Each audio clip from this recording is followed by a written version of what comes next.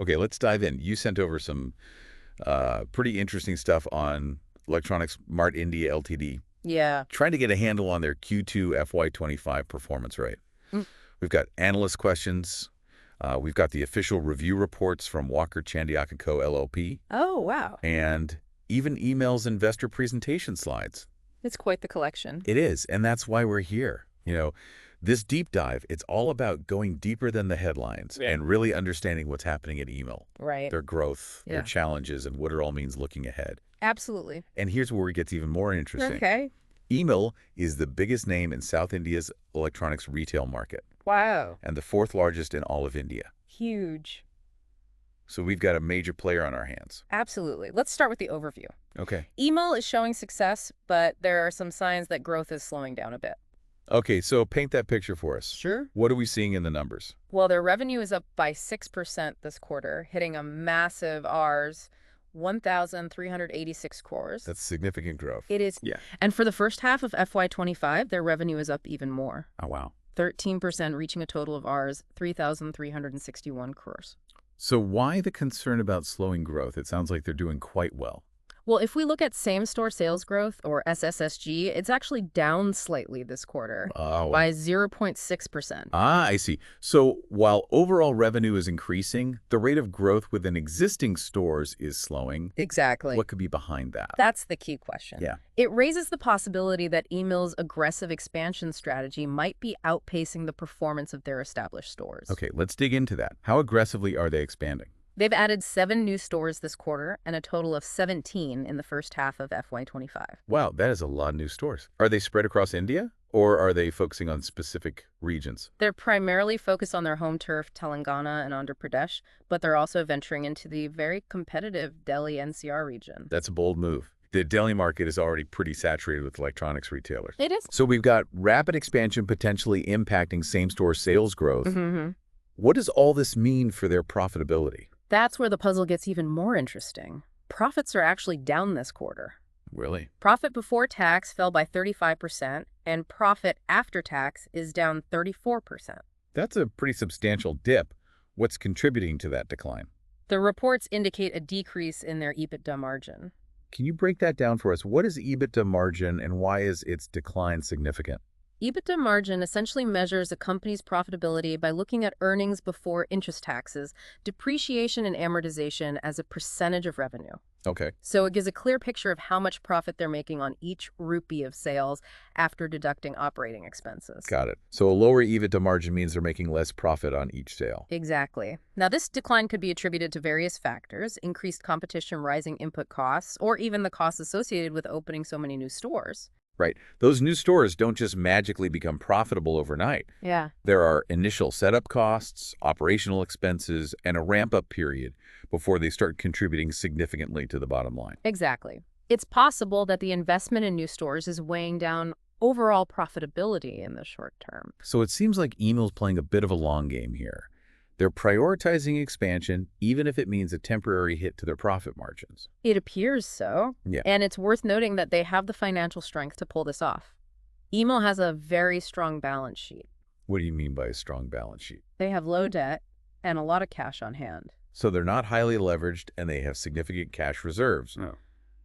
This is where my investor brain starts buzzing. I bet. What can they do with that financial flexibility? That's the big question, and it's an exciting one. It gives them options. They could use it for more acquisitions, invest even further in expansion, or perhaps explore new technologies and strategies to enhance their operations. Right. All of these could make them a very attractive prospect for investors. It's like they're building a war chest for the future. Yeah. But here's the so what for you.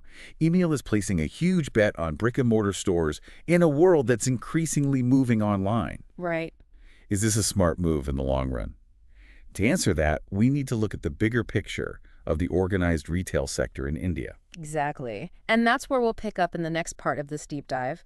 We'll explore whether their focus on physical stores is a winning strategy or a potential risk in the evolving landscape of Indian retail. What's interesting is that despite the rise of e-commerce, the Indian consumer durables market is still heavily reliant on physical stores. That's a great point. Why do you think that is? I think it comes down to a few key factors. For one, Indian consumers, maybe even you, tend to value relationships and trust when making big purchases, especially for things like electronics. Yeah. There is a sense of security and reliability that comes with interacting with a salesperson face to face. That makes sense. There's also the touch and feel aspect. Right. People want to see these products in person, experience the features, and make sure they're comfortable with them before they spend a significant amount of money. Absolutely. It's not always easy to gauge the quality or functionality of a product just by looking at pictures online. And let's not forget about installation and after-sale service. It's Yeah. just a lot easier to deal with a physical store when it comes to those things. You're right. Especially in a market like India, where the logistics and infrastructure for online deliveries and support services are still evolving. So email's focus on physical stores might actually be a very savvy move in the Indian context. They're tapping into a market that still sees a lot of value in the in-store experience. It's a clever strategy. However, it's not just about having stores, it's about having the right stores in the right locations. And this is where their cluster-based distribution network comes in, right? Exactly. They have 12 massive warehouses strategically located across India. Okay, so they're covering a lot of ground. Yeah. How does this network give them an edge? It allows them to optimize their supply chain and get products to customers quickly and efficiently. So they can minimize delays and keep their store shelves stocked, even with such a large and diverse inventory. Precisely. And we can't overlook their robust inventory management system. This plays a crucial role in their ability to meet customer demand and respond to market trends effectively. It sounds like a well-oiled machine. But they're not ignoring the online world entirely, are they? Not at all. Remember, they're also working towards an omni-channel model, combining online and offline sales. So they're trying to cater to customers who prefer to shop online while still maintaining their strong presence in brick-and-mortar retail. Yeah. That's a balancing act. It is. It requires seamless integration between their online platform and physical stores, consistent pricing, and a unified customer experience across both channels. What are some of the potential challenges they might face in implementing this omni-channel approach? Managing inventory across both online and offline channels can get quite complex. They need to make sure they have enough stock to meet demand from both sources without tying up too much capital in inventory. And they need to ensure a smooth and consistent experience for customers, regardless of how they choose to shop. Absolutely. A customer should be able to browse online, reserve a product, and pick it up in a store or vice versa without any hiccups. So there are definitely complexities involved, but if they can pull it off successfully, it could give them a significant competitive advantage. It broadens their reach, taps into new customer segments, and allows them to adapt to evolving consumer preferences. Exactly. It's a smart move, but execution is key. Okay, so we've talked about their expansion strategy, their focus on physical stores, their sophisticated distribution network, and their foray into the omni-channel world. But what about their long-term plans? Where do they see themselves going in the future? Their plans are ambitious. They want to open even more stores in the coming year, further strengthen their relationships with brands, and truly prioritize customer satisfaction. That sounds like a lot to juggle, especially while maintaining profitability. But how realistic is it to focus on customer satisfaction while simultaneously undergoing rapid expansion, especially as they venture into new territories like the Delhi NCR region, where competition is fierce? That's a very valid point. Maintaining a customer-centric approach while scaling operations can be challenging. It requires a strong commitment to employee training and empowerment. Because ultimately, the employees are the face of the company. They're the ones interacting with the customers on a daily basis. Exactly. So investing in their training and creating a culture that prioritizes customer service will be crucial for email's success, especially in a market like Delhi, where customer loyalty can be hard-won. So it seems like email is at a very interesting crossroads. They're in growth mode, pushing expansion, but also navigating a changing retail landscape and the complexities of consumer behavior. And they need to do all of this while keeping a close eye on profitability. It's a fascinating case study, and it brings us back to that dip in same-store sales growth we discussed earlier. If those new stores don't start performing soon, it could put a real strain on their overall profitability. It's a delicate balancing act for sure. They need to find that sweet spot between growth and profitability without sacrificing customer satisfaction. Which brings us to one final piece of the puzzle, their secret sauce, if you will. What is it that truly sets email apart from the competition? What gives them a unique edge in this crowded market? That's what we'll uncover in the final part of our deep dive. Stay tuned. All right, we've covered a lot of ground with Electronics Mart India Ltd. Their growth strategy, their financials, their ambitious expansion plans, and their move into the omnichannel world. But now let's talk about what makes them tick. What's their secret sauce? What truly sets email apart in a market as competitive as India's? What's fascinating to me is their deep understanding of the Indian consumer. Okay. They recognize that relationships, trust, and personalized service are paramount in this market. So it's not just about transactions, it's about building relationships. Exactly. Hmm. And that's where email excels. They've built a reputation for providing exceptional customer service, and that resonates with Indian consumers. What makes their customer service stand out? Well, their salespeople are knowledgeable and helpful. Oh, They take the time to understand the customer's needs and guide them towards the right products. yeah. It's not about pushing the most expensive item, it's about finding the best solution for the customer. That's a key differentiator in a retail landscape that can often feel impersonal and transactional. Absolutely. And this customer-centric approach extends beyond the sales floor. They invest heavily in employee training. So they're equipping their employees with the knowledge and skills to deliver that exceptional service. Precisely.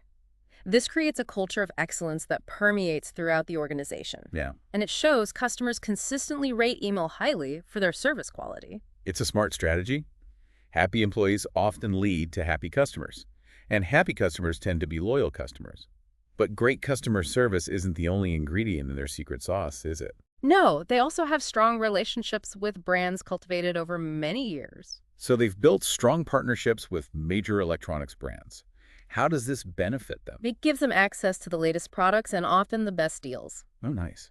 This allows them to offer a wider variety of products at competitive prices, which is a win for both email and their customers. It sounds like they found a winning formula, a blend of customer centricity, employee empowerment, and strong brand partnerships, all underpinned by a deep understanding of the Indian market. But the question is, can they maintain this as they continue to grow and expand? That's the challenge. Scaling operations while preserving the personal touch that has been so crucial to their success won't be easy. It's that balance we keep coming back to: growth versus maintaining what makes them special. Exactly. It's a tightrope walk. But if they can maintain that balance, the potential for email is immense. So as email charts its course for the future, their success hinges on their ability to balance growth with customer satisfaction, to keep that personal touch even as they become a national powerhouse. It's a fascinating journey, and I, for one, am eager to see how it unfolds. Me too. They're a company with a strong track record, ambitious plans, and a keen understanding of their market. They are definitely one to watch. Well, this has been a truly insightful deep dive into Electronics Mart India Ltd. We've explored their financials, their growth strategies, their challenges, and their secret sauce. We hope this has given you a clearer picture of this dynamic company and its position in the Indian retail landscape. And hopefully some food for thought as you follow their journey. Absolutely. Because as email grows, the question remains, can they hold on to that special something that set them apart in the first place? That focus on relationships and personalized service that has been so key to their success. It's something to ponder as you observe the revolution. Until next time, keep exploring, keep learning, and keep diving deep.